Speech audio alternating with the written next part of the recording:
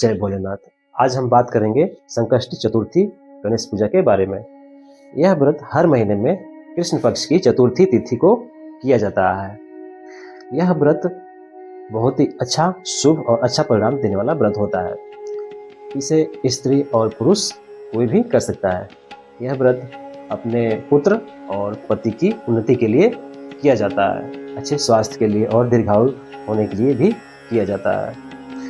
अगर जीवन में बहुत समस्या चल रही हो, सभी तरह से दिक्कतें आ रही हो, हर तरह से रास्ते अगर बंद हो जाते हैं, तो आप यह व्रत कर सकते हैं।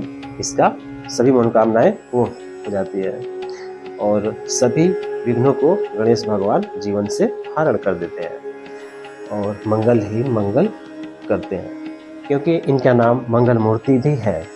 तो आप इस व्रत को हर महीने में रख सकते हैं और महीने में एक बार कृष्ण पक्ष चतुर्थी तिथि को किया जाता है और यह व्रत बहुत ही आसान तरीके से आप कर सकते हैं, जिसे कोई भी कर सकता है।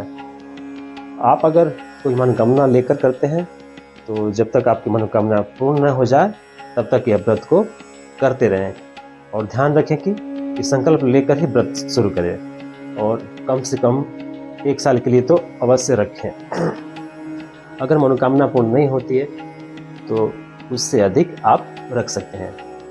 अब हम जानते हैं कि किस प्रकार से इस व्रत को, पूजा को करना चाहिए और किस किस नियमों का पालन करना चाहिए। तो सबसे पहले दोस्तों, अगर आपको यह वीडियो पसंद आ रही है तो इसे लाइक और सब्सक्राइब जरूर कर दें और बने रहिए अंत तक।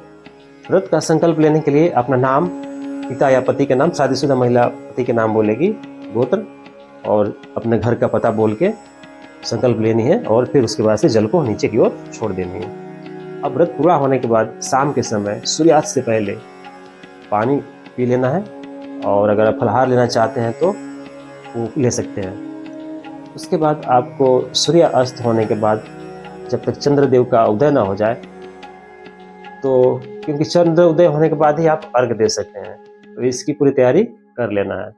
सूर्यास्त होने के बाद आपको फिर पूजा की तैयारी कर लेना है और पूजा में आप एक घी का दीपक जलाइए। उसके बाद आप स्नान कराएं गणेश जी भगवान को, दुर्वा इत्यादि से श्रृंगार लगाएं, तिलक लगाएं और तिलक लगाने के बाद उनको लाल पुष्प मिल जाए तो अवश्य चढ़ाएं, अच्छा होता है। दुर्वा चढ़ाएं, फिर फूल फल इत्यादि चढ़ाने के बाद भोग लगाएं। भोग में आप लड्डू या मोदक की भोग लगा सकते हैं। पान के पत्ते चढ़ाएं और भगवान की आरती करें और विधिवत पूजा करें।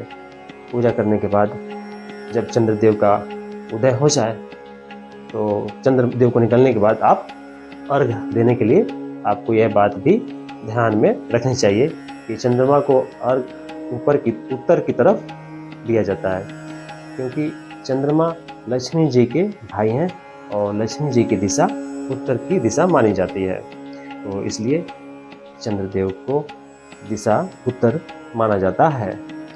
अगर उत्तर की तरफ मुंह करके अर्घ देते हैं तो माता लक्ष्मी और चंद्रदेव दोनों की कृपा आप पर बनी रहती है और इस प्रकार से व्रत करना चाहिए। एक चीज़ और आप ध्यान रखें कि व्रत के दिन दुर्वा अवश्य चढ़ाएं अगर आप व्रत रखते हैं तो।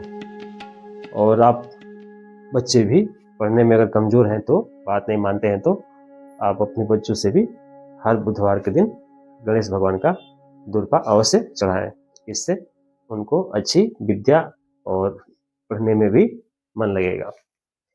अगर जानकारी अच्छी लगी तो लाइक जरूर करें। धन्यवाद।